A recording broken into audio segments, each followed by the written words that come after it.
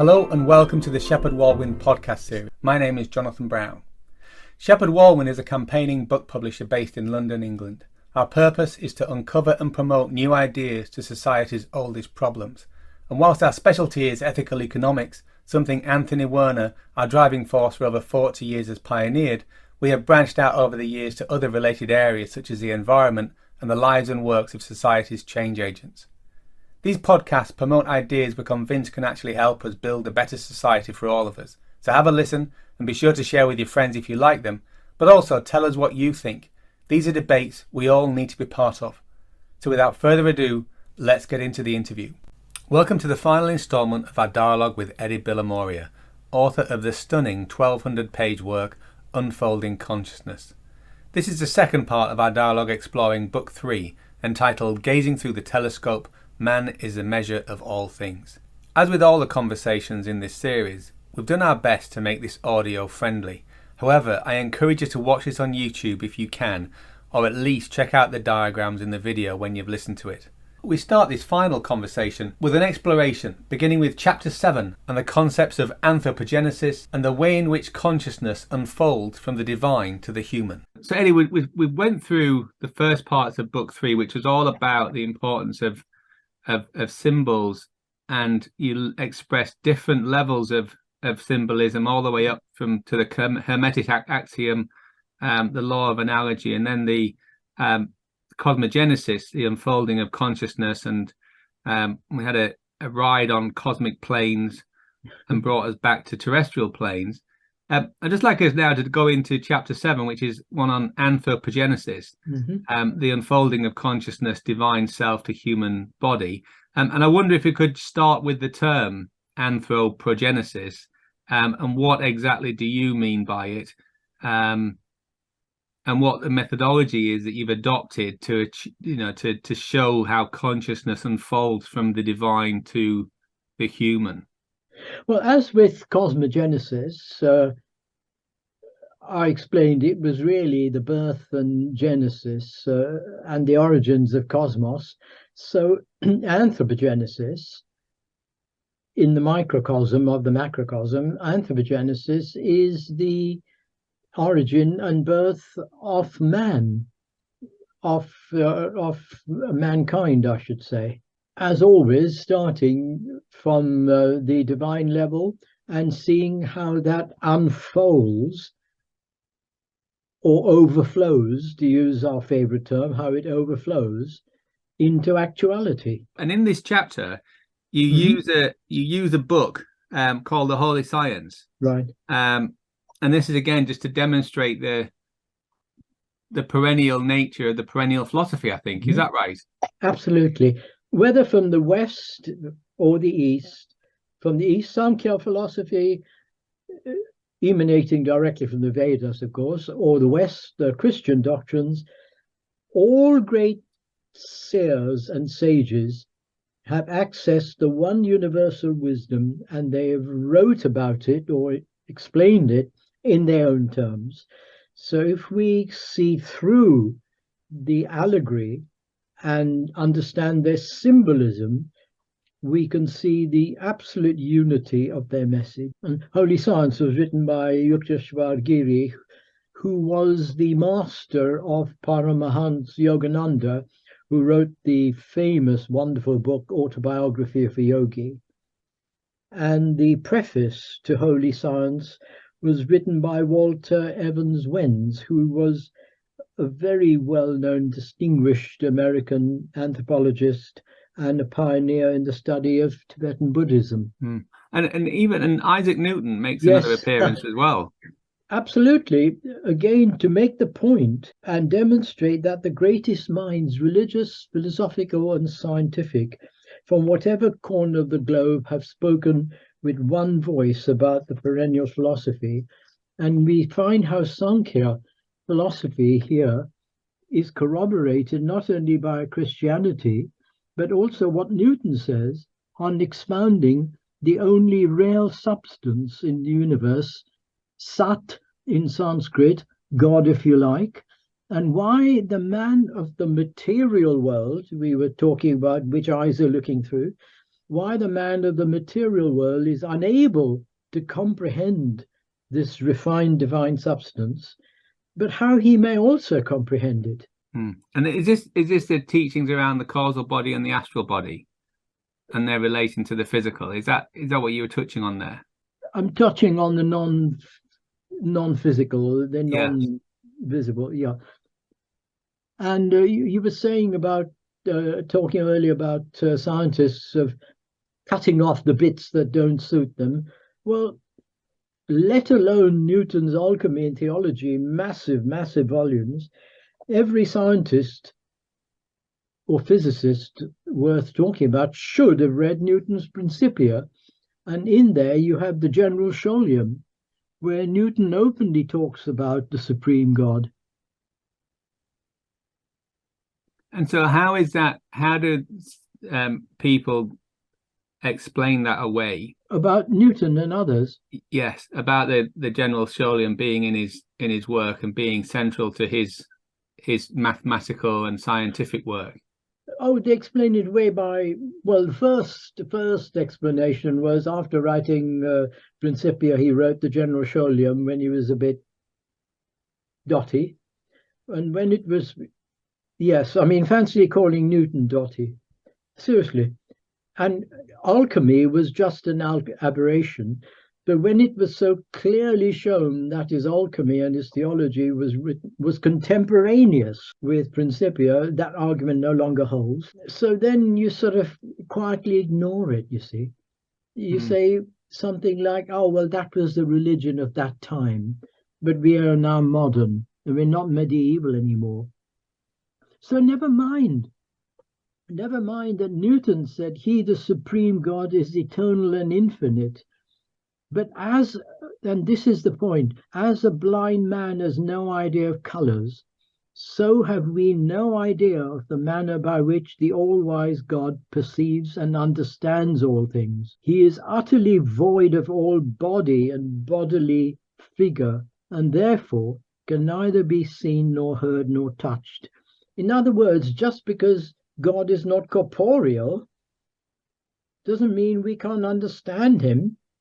Or if God is not corporeal, let's ignore him. Yes. Going through chapter 7, I found so much in there.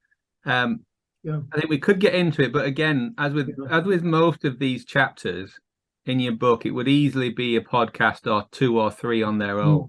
Yeah, I'd be delighted to. Well, but you mentioned the causal and the astral bodies, didn't you? Yes. Yeah. Well, the causal and the causal or the karmic body is the primary vehicle of consciousness of man's immortal component, bearing in mind that any principle needs its vehicle of expression. The causal body, which is no body as such, but is so called, is the primary vehicle of man's highest nature. That's why it's called the karmic body. And the astral body, again, is the generic term for the non-physical, that is, the subtle bodies that contain the centers of operation for all the 5 senses and the organs of action.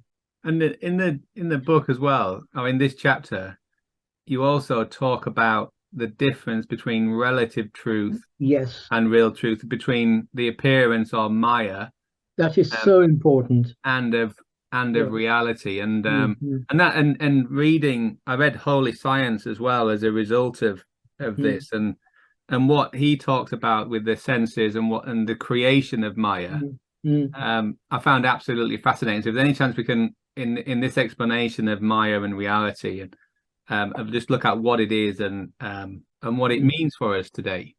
Well, there's that famous story of the great Chinese philosopher Huang Tzu, who recounts a vivid dream where he had one night where he dreamt he was a butterfly, but next morning when he woke up, he said to himself, I do not know whether I'm now a butterfly dreaming that I am a man, or whether I'm now a man dreaming that about a butterfly. So that blurring and distinction was something, that rather troubled him. And there's a similar story in Through the Looking Glass, Alice in Wonderland.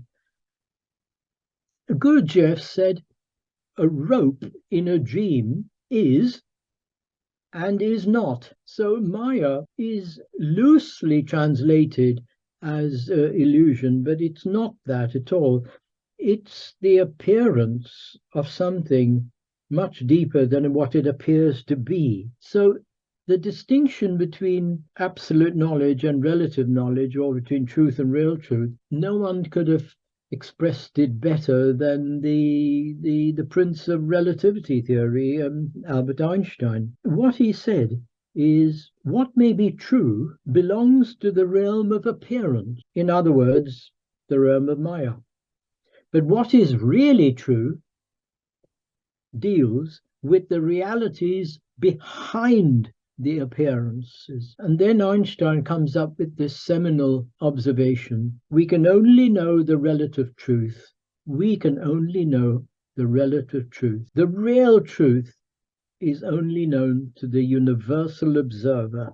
Now, Einstein used the word universal observer, of course. He's not going to say God. But in the most simplistic sense, Jonathan, in the room you're sitting in, you cannot find out the full truth or the image of the whole room unless you explore it from every possible angle.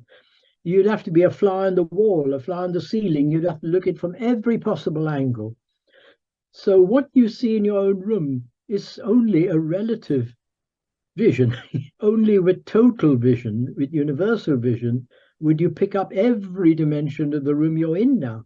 And just say again what the Einstein's words for what you described as God. We can only know the relative truth. The real truth is known only to the universal observer. So I'm thinking of Einstein and the at that time and the rise of quantum and relativity theory. and the importance of the observer in quantum physics. And how the observer affects the observed. Yes. And there isn't, and so again, you can't separate one from the other because there's that interaction. There's a relationship that will be expressed through the actions of the whole. And so I just think that is just a wonderful description of such a profound truth, of a scientific truth. And so the idea of a universal observer is it's for us to discern the observer from the effects on the observed, right? On the effects on us. Well, fantastic. And just coming back again, Jonathan, to what you were saying about scientists, most of them, Occam's razor, cutting off bits that don't suit them. If only scientists would read what their own type have written. What you've just said now, Max Planck said that we can never come to a total understanding without involving the human being, because we are part of what we are trying to understand. Exactly as you said. These great scientists have said it, but their lesser underlings have completely ignored their philosophical thought. This is a monster chapter. That we've got it. It's just, I was laughing when I was going over, just looking at it now, and just how much there is in this chapter, how many layers there are to it. But you also, one thing I would like to draw out in this one is the work of Blavatsky, and the esoteric instructions and the inner group teachings. I just wonder, is there any way that we can touch on these areas and give insights to the listeners and viewers in a way that doesn't utterly overwhelm them with all the wisdom that's in that particular chapter? The inner group teachings really elaborate, amplify, and to some extent correct her earlier instructions, not because the earlier ones were incorrect, but because what was given out in the inner group was too private and too sacred just to be disseminated, and could be so easily misunderstood. So again, what she has shown with more detail is how man has evolved by descent from spirit, not ascent from matter. And all things have their origins in spirit, and evolution has always begun from the above and worked downwards.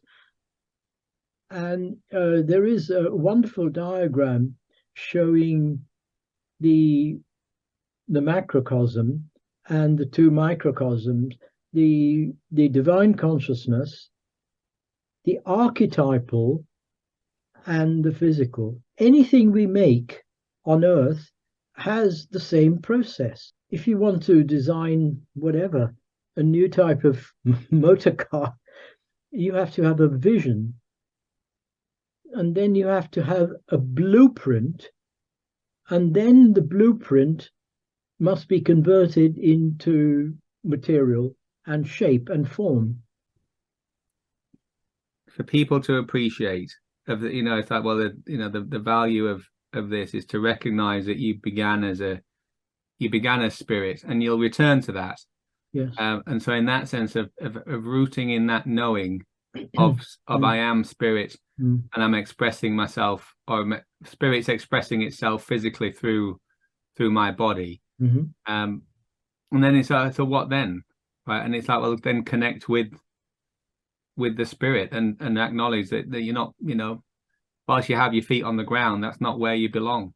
And within this, then what we also bring in as well is in the next chapter you move into from the external sensation to the internal experience, and we're really coming in now, and these next chapters are the coming back to chapter 1 of book 1 of the importance of knowing yourself and the importance of experience, aren't we really? And I know it might seem like a long time ago for listeners, and it certainly feels that from a journey point of view, it certainly is.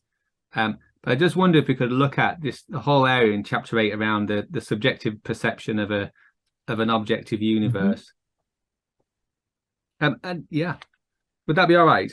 Yeah, of course. And so you start with the Schrodinger mind sensation problem, right? Identifying specific issues and our impediments to understanding. Yeah. Can I just briefly explain the Schrodinger mind sensation problem? That's my appellation, actually. Schrodinger, in his wonderful book, What is Life? And as I said earlier, these books are not hidden away in an archive. They're totally accessible. But scientists don't bother when it comes to philosophical thinking that's not physics, chemistry, material. And Schrodinger said, I'm paraphrasing, the scientific view is very deficient. Science can tell us in great detail how the waves of compression and rarefaction strike our eardrums, and then a neurological process goes to the brain. But why does an old song move us to tears? And I would say, why is it that when I listen to Muzak, I want to do that? That experience, as Schrodinger said, science is ghastly silent. His word, ghastly silent. But science often tries to explain these things, but they're so silly that we're not inclined to take them seriously. Explaining away, in other words. And then Schrodinger says, and what about the greatest questions we ask? Who am I? Where am I? Where am I going? Where is God? Science has no answer. So the mind sensation problem is Schrodinger hitting on the problem. How is it that I can hear a sound, but that sound brings tears to my eyes, even though it's airwaves? That is his conundrum. And mainstream science is completely obsessed with the idea that the brain produces consciousness or generates consciousness, which is why I call that a pseudoscience, that idea. So they're looking for a neurological or mechanistic explanation without ever questioning that the neurology and brain are instruments and not the producers of consciousness. And can I show you if I may, a very meaningful slide, again from the greatest scientist and philosopher. And I insist on saying that because people can't rubbish it then. So can you see this? Now, the great neurologist, Sir Francis Walsh, said that, of course, the soul needs a human person, or it needs some mechanism to collect its experience and distribute it, the distributing, integrating mechanism. But it's quite childish to identify the instrument with its user. And this, Jonathan, I've thought about it no end. This is the central cause of the confusion in science, identifying childishly the instrument with its user.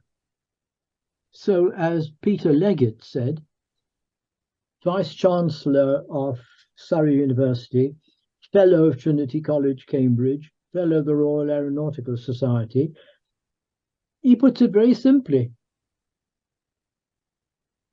The pianist needs a piano, the performer needs an instrument, but you don't conflate the two, because if you do, as Brunton said, then the violin secretes music on its own, never mind the violinist.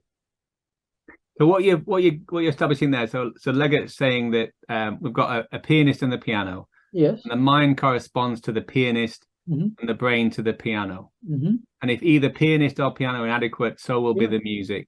If either mind or brain is inadequate, so will be the person.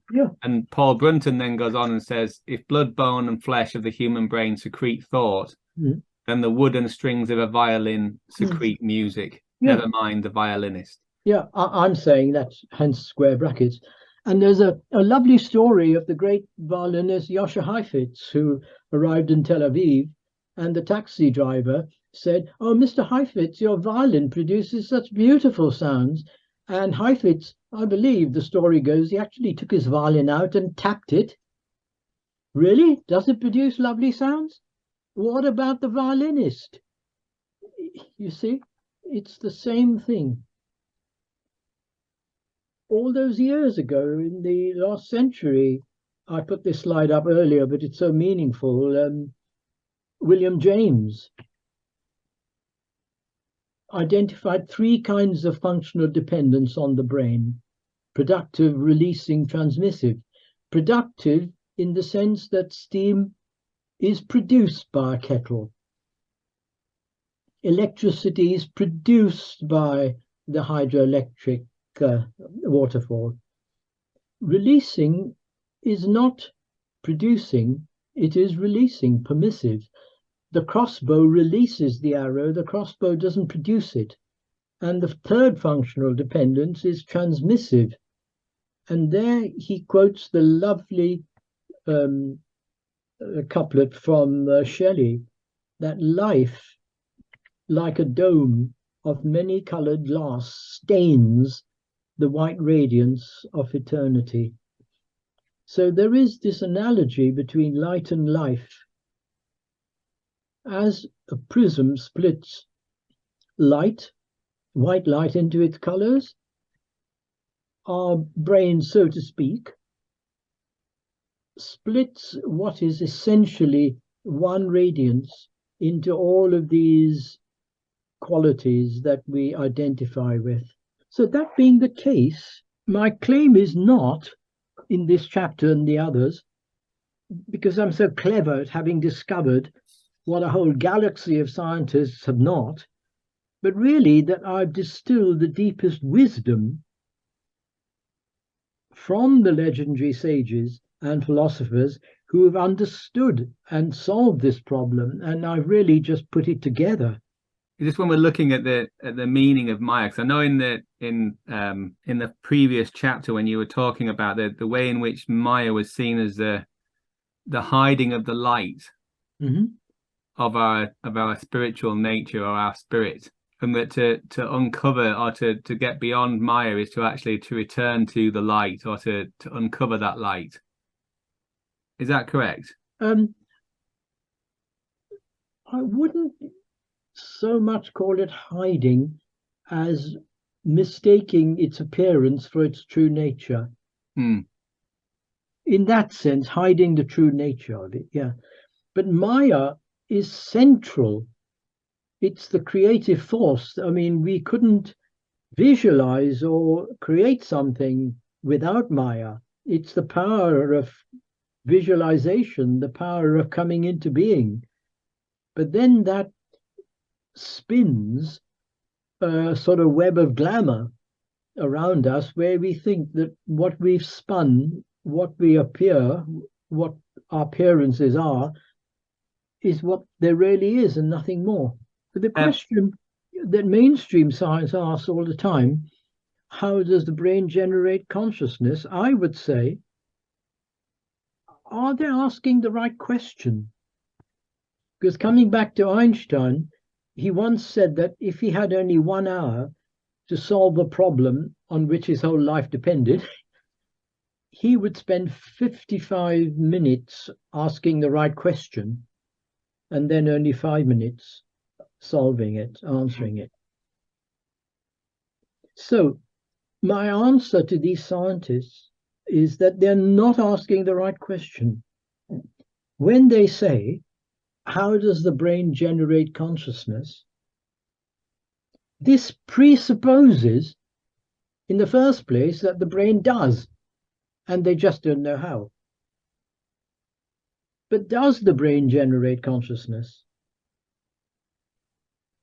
It doesn't, as I've shown you in those slides, and the one with William James. So there are 3 erroneous assumptions they make, and you did mention that earlier, if you'd like me just to touch on that. The 3 assumptions that are so completely erroneous is firstly, the relation between the senses and the mind, where neuroscience adamantly maintains that the senses, the physical senses, are the basic reality, and mind is a product of the senses and is therefore subordinate to the sense organs. Whereas in fact, it's completely the other way around. The mind works through the instrumentality of the brain and sense organs. And there is the lovely analogy with the queen bee and the other bees in the hive. The queen bee is the mind. The other bees that go out into the world are the body, brain, and senses that are subordinate to the mind. So that's the first one, the first assumption. The second erroneous assumption is a very limited outlook on the whole constitution of man, which, need I hardly say, as far as they're concerned, is only body, physical body. And they're completely resistant to blending physics with metaphysics, and so investigating the whole constitution of man, not just his physical counterpart. And the third one is the one that Sir Francis Walsh pointed out, the failure to distinguish consciousness from its vehicles, its bodies of expression. The assumption that the vehicle, the brain, is the mechanism considered to produce thought, rather like the violin produces music without the violinist. Well, to carry on, the violin manifests the violinist to produce its own music. That's basically what we're saying. If we're saying that the brain generates consciousness, then the brain generates the violinist to play the violin. I wouldn't say generates, it conditions consciousness, because if Edi Bilimoria or Heifetz were to play a cheap fiddle or a Stradivarius, the violin, i.e. brain, would certainly produce a different sound. Sure. It would condition the violinist. Oh, but it constrains it or frees it. But I'm saying if I was following the idea that the brain produces consciousness, then if we have the analogy of the violin and the violinist, Yeah. and it's the violin creates a violinist to play it, which is absolute. I mean, Yeah, yeah, I see what you're saying. Yes. and so Yeah. it begins. Not only do we have the the violinist, but it's also just using. Okay, so and also I guess the question for ourselves would be, what's the quality of my brain? Am I a 10-pound fiddle, or am I is my brain and my mind and my body a Stradivarius? I've got a lovely quotation on that very one. That mortal man is the physical instrument, and his thoughts and ideas are played through his mind and body. But whether we are a cheap cracked fiddle or a Stradivarius, there is still the Paganini who stands behind us. Yeah, beautiful. Is there anything that we can touch on in chapter 8 that we haven't already? I mean, there's again just so many things. We haven't mentioned vitalism and nerve ether. We haven't measured the cosmic elements. I've spoken about those, and the 3 mental currents that exist in each person. Well, the 3 mental currents, that's a shorter one. The first is really the entirely subjective activity of one's own mind, as in fantasy or daydreaming, without any contact with the external world. The second, most common one, is the projection of mental images from one mind to another, as in thought transference and telepathy. The third one is the activity of divine mind on individual mind, whether through the instrumentality of the senses or in profound meditation. Yes. And this then moves us into then a deeper exploration of divine forces in the human being. And in this one is excitingly titled The Awakening of Latent Faculties and Powers of Consciousness. So I guess again, just as we're manifesting the spirit into the physical, yes, and just exploring that, how do we how should we start well, the 3 always starting from as below so above. Again, in order to make anything, we first need the raw material, then we need to shape it and give it a form, and then to inhabit it. So to build a house, we need the bricks and mortar. But bricks and mortar are not a house. We got to have a plan and shape it. But then it's only a house. It becomes a home when you move into it. So the 3 divine forces, Brahma, Vishnu, and Mahesha, are to do with just those 3 aspects of creation: creating the raw material, the evolution of the vehicles, and the expression of reality. And you can certainly relate that to the Christian Trinity, though I'm sure a lot of Christians wouldn't like that. When you quote in Holy Science, and what comes out in that book is just the extraordinary nature, the rereading of the Bible, right? Absolutely mind-blowing of linking it to other ancient insights and wisdom. So we've got the for the 3 divine forces, the collective word is the Logos, of course, which is Ishvara in Sanskrit, or the manifested deity. The manifested deity, known as Ishvara, is the outward expression or effect of the cause which is ever concealed. What's the role then of divine forces in the makeup of the human being? The role of the divine forces is so that you can live and exist. So take the human being. As a baby, if you cut your finger, it's very well known, children heal very fast. The creative force is very much to the fore, but the regenerative, the destructive, which is not the right word, but the destructive force of Shiva is also present. Otherwise, that child would never ultimately die.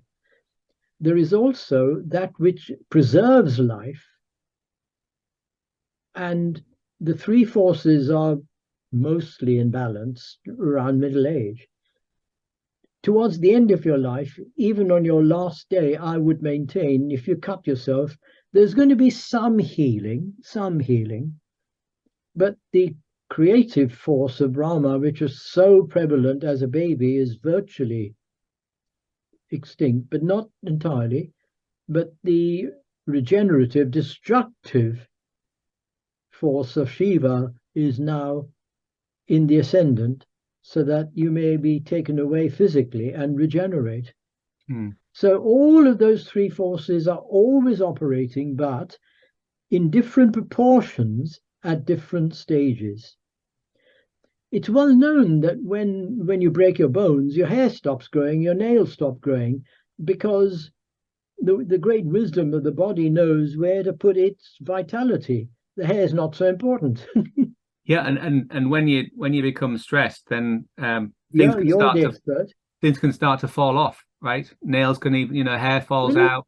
It goes even further than, just in a way of the system protecting itself, of focusing on the most important survival aspects. Yeah. So one of those three divine forces has gained the ascendancy. Yes. Depending on the situation, but all three are always there. On vitalism, I think there is that wonderful quote by the French Nobel physicist showing what is there in the blood that is simply cannot be produced by ordinary chemicals and physics and chemistry.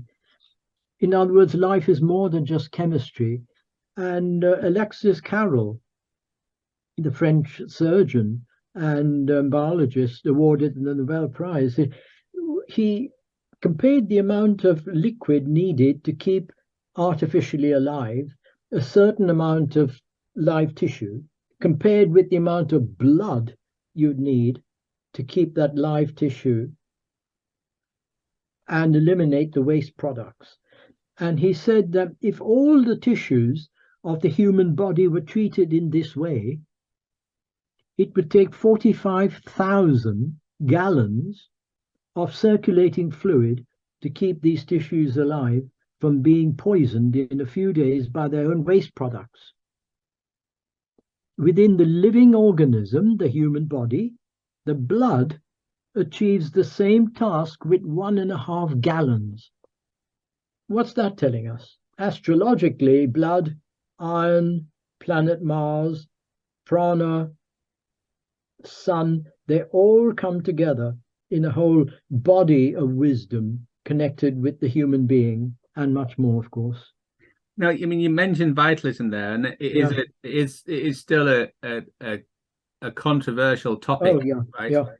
Could you just explain to the listeners, if they haven't, what vitalism is, what the criticisms have been of it from the people as eminent as Francis Crick? Yeah, Francis Crick. But also, so what is it? Why has it been criticized? But why do you regard vitalism as being so important? Because it presents an organizing field. Francis Crick, he is, I think, quoted as saying that in his paper with Watson and Wilkins, the other two are hardly ever mentioned. He now feels that he has discovered the structure of DNA, which has delivered a blow to vitalism. Life is just chemistry. But vitalism, for me, is an older statement of Rupert Sheldrake's morphogenetic field. I'm not saying they're the same thing, but we're talking of an organizing field as a template. And that is part of the nervous organization, which the great scientist Richardson, he called the vital principle, which he called the nervous ether, with its fountainhead in the sun. And again, I come back to the great Newton. At the end of the General Scholium, he talks about a certain most subtle spirit which pervades and lies hidden in all gross bodies, by the force and action of which all sensation is excited, and the members of animal bodies move at the command of the will. So this nervous ether, vitalism, all generic terms for this subtle spirit, so to speak, this subtle fluid, gas, that pervades the nervous system and is responsible for its power to act on will. Do you know, I just had a thought there, Eddie, just about so in economics, for example, we've got a lot of problems, but and there's a if you actually our assertion is with its Shepheard-Walwyn is that actually there are organizing principles that were neglected. So, for example, Adam Smith, probably the most influential English-speaking economist, some of his stuff is still used, but it's without the more important work of his theory of moral sentiment. Yes. And the way in which you describe the organizing principles of that is it. So, for example, if you and I both act in our own best interest, right, we just pursue our own interest, which is a fundamental tenet of modern economic theory. But it's now stripped of the organizing principle that I am in sympathy with you and you are in sympathy with me, meaning that you're not going to do something that would harm me, because that would morally that would hurt you, because you couldn't stand that, because we're in a community. And that was the fundamental principle that Smith based his economic philosophy. That was the economics was a step down from the theory of moral sentiments. And yet we're missing that organizing principle. It means that then we've just got agents running around doing their own thing and damaging others. And it's because there isn't the organizing principle to the whole. And it just seemed that seemed analogous to what you were saying there. That's a very good example, not just an analogy, an example from economics. It would be a bit like being in a traffic jam and we all do our own thing and bang into each other to get ahead. Whereas if we considered the whole, the organizing whole, if we all drove with consideration, the whole system would improve. And if the system improves, we must, because we are part of it. Yeah, we mentioned about consciousness and the brain and everything else, and one of the modern manifestations of that, especially with Imperial College, is the use of psychedelics to raise consciousness. And yet you warn us about the dangers of potentially resorting to. It's the most foolish thing one can do. What are your overall feelings about using drugs to elevate consciousness? Right. I would say, firstly, anything where you achieve any elevation, you do through your own, you deserve it through your own effort. I don't mean ego. If a drug elevates consciousness, let's look at it this way. If I burst into a bank, well, you don't do that now, it's cyber attacks anyway. If I burst into a bank and rob $1 million, I've not gained $1 million. I would love to play the piano at the Royal Festival Hall. That would be an absolute dream to give a recital. I'm not qualified. I could, when someone's playing, throw him off the stool and sit on the piano and play. Am I playing in the Royal Festival Hall or am I not? So I've not deserved it. So the ultimate of spiritual evolution, of elevating consciousness, to think you can take a drug and raise a consciousness is, as far as I'm concerned, a complete oxymoron. Now, the reason is this. It's far more than just a philosophical talk. The action of drugs is to displace the body from its etheric and astral counterparts. And therefore it renders us open and prey to all sorts of unseen and multitudinous influences, which is why people have a good trip or a bad trip. You're exposing yourself to the elementals, and more often than not, a harmful elemental.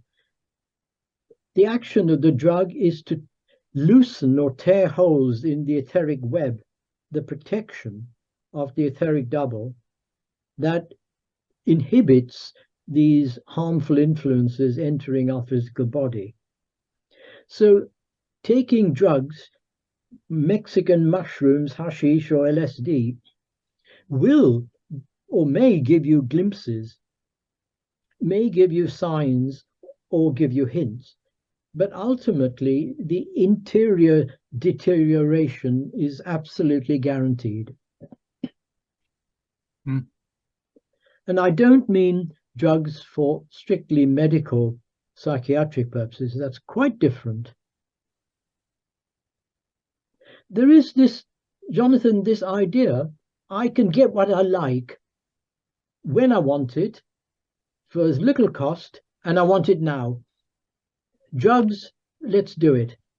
And there's no thinking about, do I deserve it? Have I earned it? Am I qualified? Am I mentally robust? Is my emotional nature centered? But you know, so Eddie, so there's some things there from a performance point of view, right? Let's just say I was coaching you, and you said, John, one of my life's ambitions is to play at the Royal Festival Hall, and let's just say I had a friend who was doing a concert there, and I said, okay, Eddie, so one of the things I want you to do, I want you to be utterly inspired by that vision, and I want you to experience it. And so, so we could use imagination as a way of doing that. You're visualizing yourself at the Royal Festival Hall. But what I could then also do is say, look, I can get you backstage. So we can go backstage and we're going to watch my friend play on the stage. And I want you to stand in the wings and imagine you're about to walk on stage and feel everything, all the excitement you're hearing, the audience is settling and you're prepared. And I want you to feel that, right? And then so we do that, right? Can you imagine that? Easily. Right. And sorry to interrupt. You've used a very important word, imagine. That is the power of Maya. Right. Okay. So then now, so we're still backstage, right? And then the curtain opens and we see, and my friend plays, and you're inspired by that. And then my friend on stage says, "Oh, ladies and gentlemen, I have a new friend backstage, and he just wants to." Is preparing to play at the Royal Festival Hall, and I know it can be nerve-wracking to do that. Would you be okay if he played a couple of minutes right now? And so he invites you on stage, and then you do a 2 or 3 minute recital just to experience it, right? And the crowd are very, oh, Eddie, that's very good. Please keep going because we'd like to see your concert, right? So that in and of itself, I would say, so you've not knocked my friend off the stool. No. You've been invited on stage. And so you've done it within the context, and the audience are okay with that and everything else. So I just wonder what would be wrong in and of that experience. Nothing at all. But I wouldn't be invited by the concert agents to give a 2-hour recital. Well, no. So then the question then is, so that for me is, okay, Eddie, what now? So you come off stage, and it's like, Eddie, how was that? What was that experience like? You were in front of 2,000 people. Are you now more inspired to find your way back there yourself? Right, I know where you're getting at. Yes, I would say that would be the best single use of a drug. It's given you that taste. It's given you that glimpse. But your friend backstage is not going to be doing that every day of his life. He's going to be saying, now you study, now you practice 6 hours a day. I've given you a taste, and you deserved it because you were so keen. But now you get on with it.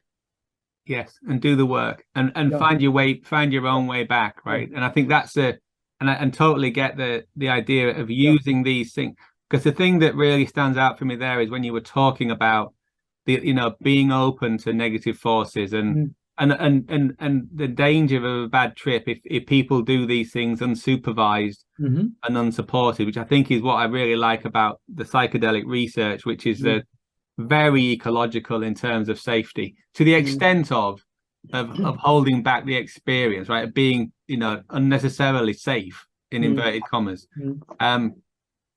And the importance of being in, so the importance of having others with you and making sure that you stay safe. Having a support structure, Yes. which is so important, not just doing it as a DIY. Yeah, and to not confuse the taste of with you being a Royal Festival Hall pianist, because it was kind of like, if you remember, I mean, that Make-A-Wish Foundation stuff, and it's like, well, a wish has come true, but it's not true because it isn't real in a sense. You've not made it real. You've not manifested it in the world. So we've talked about the dangers of taking a shortcut towards the awakening of latent faculties, such as the inappropriate use of psychedelics. What ecological ways would you encourage for someone to awaken latent faculties, Eddie? Right. There are wonderful safe methods recommended by modern sages.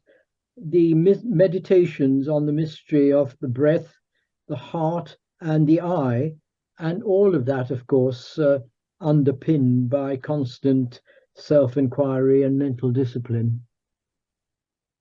You also talk about the real faculty of intuition and what that really is, which I thought was a really wonderful. It's only brief, but and you quote one author of intuition gives us the idea of the whole and the intellect analysis of parts. And I'm just wondering if there's anything else you can share with the viewers on got controlled use of psychedelics.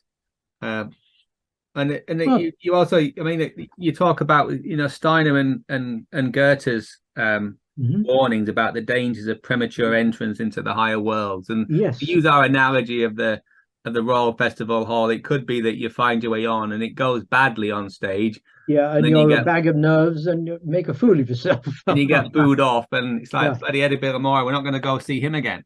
No. But talking of intuition, I mentioned Isaac Newton and Srinivasa Ramanujan as supreme examples of being completely self-taught, autodidactic. Very different cultures, very different religious faiths, but that is secondary. They were both very deeply religious and universal in their outlook. And neither of them came from a particularly intellectual or mathematically inclined family. It doesn't mean the family wasn't intelligent, but it wasn't educated in that sense. So intuition is tuition from within, self-taught, autodidactic. You said I was having a go at Darwin. No, it's more the Darwin's poodles, so to speak. One of Darwin's famous sayings needs to be taken more seriously, which is, we have more confidence in our ignorance than in what we know. So in other words, he said ignorance begets more confidence than our knowledge. Darwin was good medicine for the religious superstition of his day. But modern evolutionary science only looks at evolution purely from the standpoint of biological evolution. And they only look at the changing of form. They're not aware of the indwelling consciousness or the impulse behind that change of form. So evolution means a turning outward. It doesn't mean piling one brick on top of another. It's really an opening up of innate faculties. And involution is the reverse process, a rolling inwards, and the two always go together. So when matter evolves, it is turning out its spiritual possibilities. When spirit involves, it gets more and more congealed in itself. It involves. And then there's also the word devolution, which is dropping from one height to a lower height. You mentioned evolution of kingdoms of nature. Yes. And you provide some quotes from the East and the West in that. Yes. What are you driving at there in that part of the book? What I'm driving at as the whole of nature always wants to march to a higher stage of itself, coming ever closer and closer to its ultimate purpose and its origins. So, which is why the stone dies in order to become a plant, which dies in order to become an animal, similarly to become a human, and then to become superhuman. So there is always this ongoing march. Nothing is ever static. And so if we appear to be going backwards, then we've got something wrong, I guess. Unless we go backwards to go upwards, so to speak. Yes, definitely, yes. We are regressing if we're going backwards, yeah. But I mean, I don't know if we're focusing too much on a theory that was useful, as you said, Darwin's approach It was very useful, and yes. Wallace's stuff as well was extremely useful at the time, and yet there's a lot of people around those theories that hold them in place. Right. What would, and you talk in the chapter about some of the legitimate criticisms of the poodles, of Darwin's, of what people have, not the theory itself, but the way in which it's not taken on and taken into account new discoveries. They've converted a theory into an ideology. And the criticisms come from people like Thomas Nagel, professor at New York University, Amit Goswami, Oregon, Brian Goodwin, who said that evolution on its own is far too weak a force. And most of all, from Alfred Russel Wallace, who was a great champion of Darwin, but saw its limitations. He said that the explosion of mathematical knowledge can't be explained purely on the basis of natural selection. So that's a part of the story, but it's not the whole story. And so the real principle of evolution, as understood in occult science, is to show that all life is in various stages of becoming, being and becoming. And you end this chapter with the state of enlightenment and the quality of genius. It's interesting, Jonathan, how scientists grapple with this whole idea of trying to avoid divinity. And it's either blind chance, absolute blind chance, well, forget that. Then there's this stupid 1,000 monkey or million monkey syndrome. But I say, even if a million monkeys could type even a word of Shakespeare, let alone all the sonnets, they would not be typing Shakespeare. They would only be typing words. So if in a state of drunken stupor I typed TOBENOTTOBE, I would not understand to be or not to be. I would just be typing words. So even the stupid million monkey or whatever, infant monkey syndrome, would only be typing words, not the thought and the consciousness behind it. The most promising is the multiverse, as I mentioned, and the fourth is the anthropic principle, all of which, both of those are nudging science quite significantly towards the perennial philosophy, as indeed quantum physics has done, which is the greatest contribution of science to the perennial philosophy. So it's not, as Erwin Laszlo said, it's not evolution or design, it's design for evolution. Are there any parts of occult science that they provide to this jigsaw of scientific insights that you'd like to touch on, that science just hasn't fathomed in it, or overall the collective science hasn't fathomed, even if individual scientists have? On evolution, well, the secret doctrine goes into it in great depth, but it's a massive, massive thing to chew. The most useful is the one, Creative Evolution, by Amit Goswami, where he talks a physicist's resolution between Darwinism and intelligent design, and he talks very eloquently about the whole field of quantum physics and consciousness. That would be a very good entree. The title of the final chapter of the book is Summary of the Theme, Consciousness is an Element. And why is it an element? Because an element is something that is completely irreducible. As in physical chemistry, we have the elements. Ultimately, consciousness is irreducible. And it's from that everything else is built, from the elements that Or everything's emanated. built. Yeah. Great. So you say in this book that having based on this, and you talk about the Janus or the Janus faces of science. Yes. What do you mean by that, and where are the two faces pointing? Well, the dark Janus face, there's no shortage of examples of that. One can think of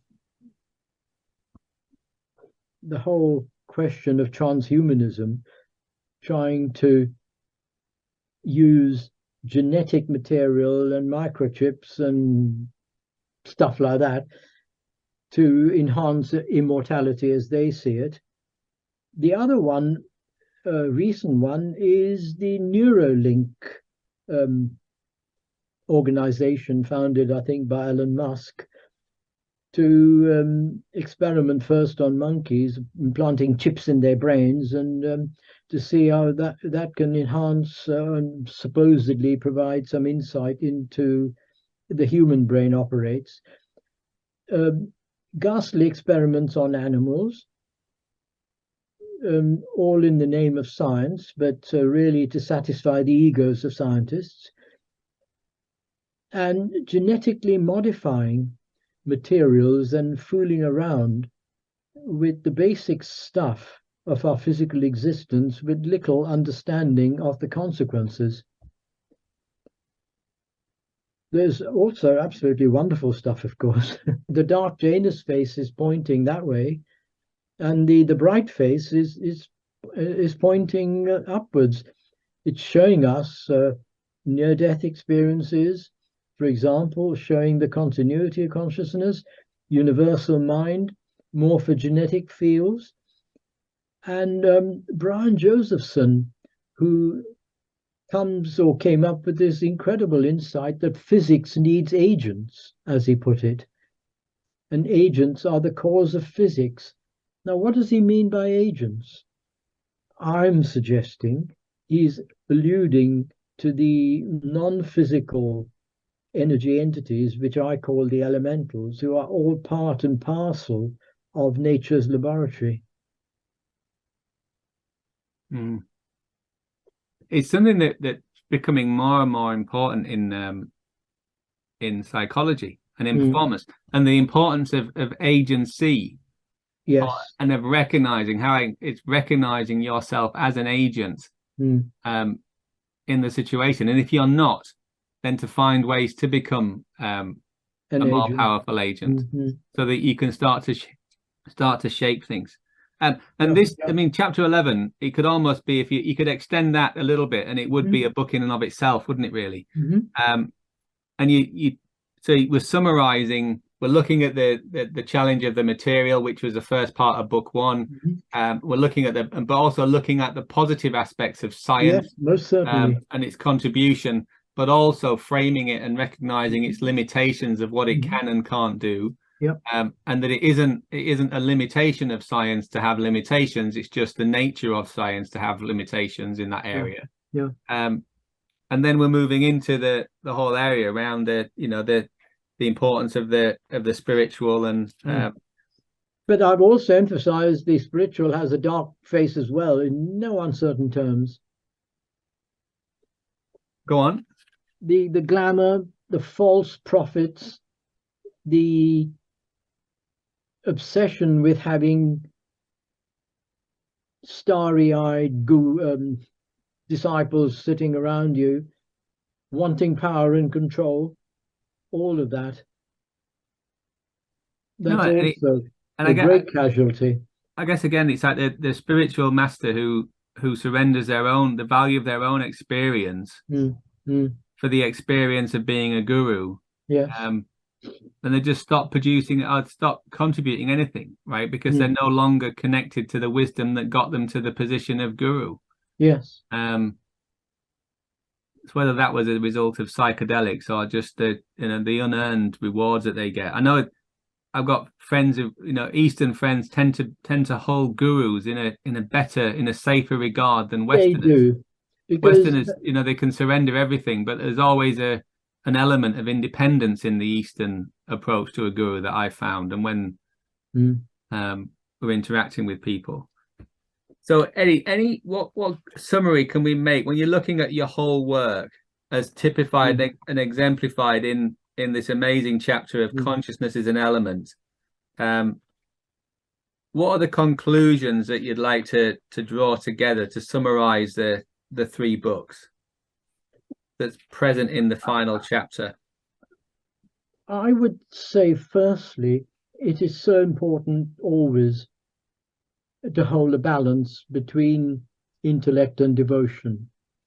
Always to keep those two going. Obviously, some subjects will need more one than the other, but you mentioned the guru and the Eastern approach.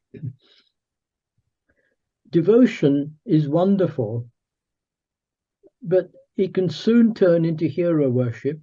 It can soon turn into sheer gullibility and delusion. To counter that, you need a sharp intellect to pare away all the dross and to bring you back to balance. Now, the intellect on its own, don't we know, the arrogance, the self-importance, wanting control, that can be mitigated to a great extent by the humility that comes from the devotional approach. So depending on your own internal nature, one or other will predominate.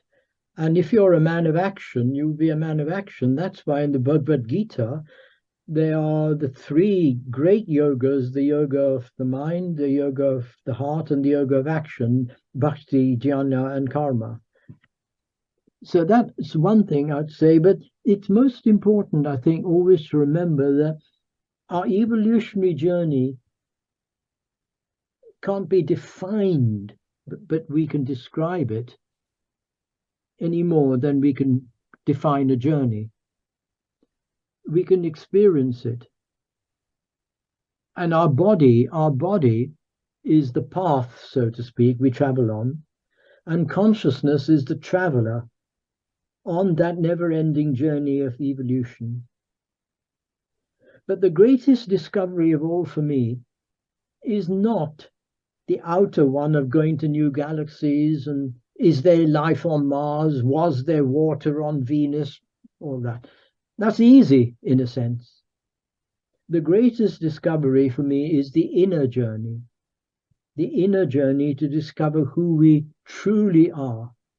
And that's the most difficult, but yet the most important of all discoveries.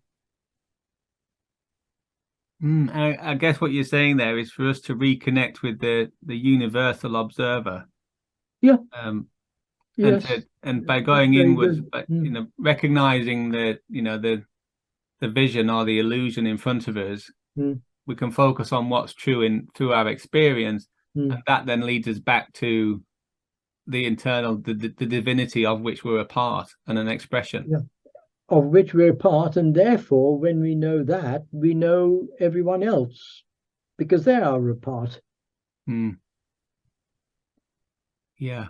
And this ghastly thing that's going on in the world, where people are focused on my country, my this, my that, the consciousness is so isolated and so sectarian, without any thought that we belong to one earth and one planet.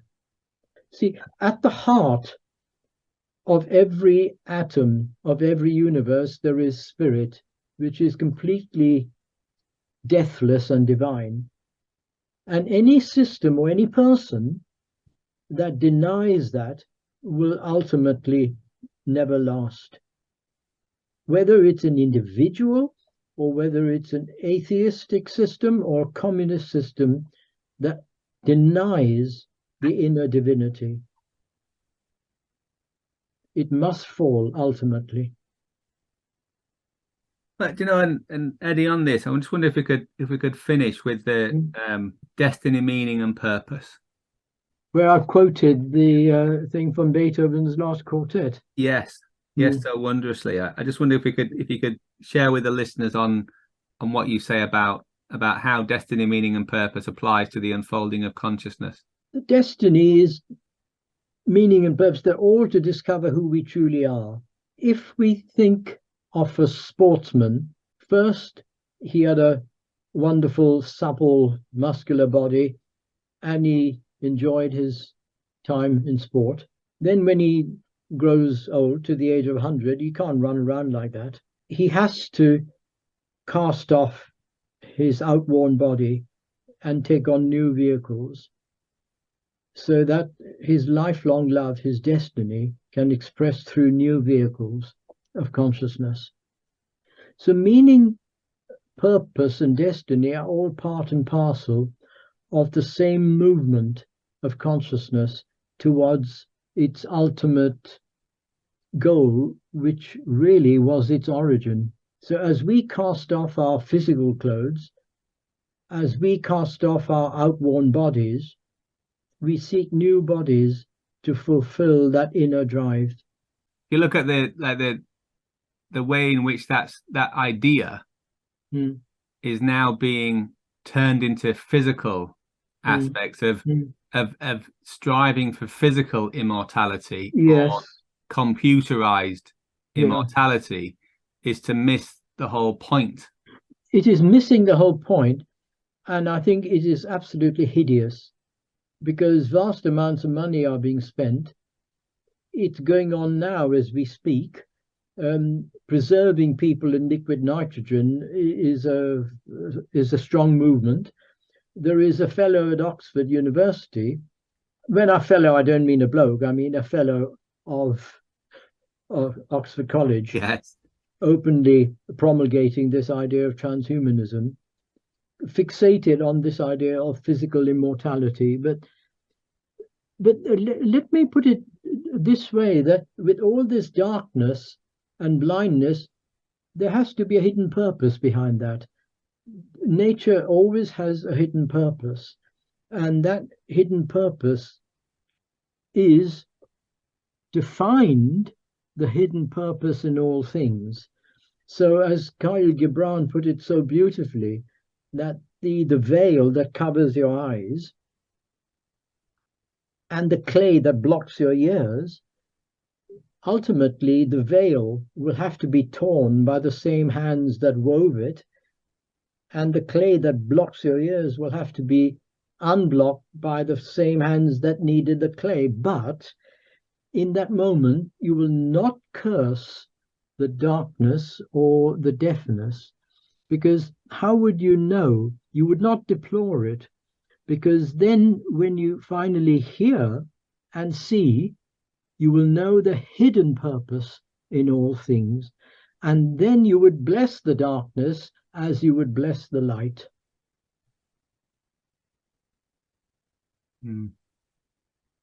Yes, and it brings us again. Just the whole purpose of all the work is to return home, isn't it? And to return to our original state. Yes, absolutely. To return to our home, because Eddie, we are homesick. Eddie, this is yes, and I can certainly relate to that. Eddie, you've produced a truly remarkable work. I am leaving questions unanswered, but I think that the listeners, I think what we've got to do is encourage listeners to get the books, read them, and then we all meet again in a year or so when they've read and digested the books, and we can talk again on just applying. Because of all the works I've lucky enough to speak with the authors about, I think your work has changed me the most. That's very kind, Johnson. It's truly extraordinary, and in ways, Eddie, as well, that are only just unfolding. And so I will remember. I am remembering that this isn't This is a verb. Your book is a verb. It is not a noun. Not a noun. And, just going through the book again in our conversation, thinking, oh my goodness, there was this and there's that, and there's, you know, the suppressed archaeological evidence of Vedic doctrine, and we've got amazing diagrams linking, you know, Blavatsky with ancient work and the holy science, and so just amazing stuff, Eddie. So on behalf of Shepheard-Walwyn and also of myself, thank you for the decades of work that you've done to be expressed in these series of books. Jonathan, I'm very humbled with your words. Thank you so much. And I'm deeply grateful to Shepheard-Walwyn and everyone who helped to make this come to be, because I've said on quite a few occasions that there were some amazing synchronicities that all had to happen for these 4 volumes to be produced. And I don't think it was coincidence. I think it was the right time. So I'm very deeply grateful to Shepheard-Walwyn for providing the vehicle in terms of the divine forces so that the impulse could manifest in the physical world. Thank you for watching this video. To explore these ideas further, be sure to visit Shepheard-Walwyn.com and join our mailing list for news and special offers. Check out our authors and buy the books to learn more, and you can also find us on social media. Links are in the description box. So please like the video and subscribe to our YouTube channel. It's surprisingly helpful in getting our ideas out. So until next time, keep reading.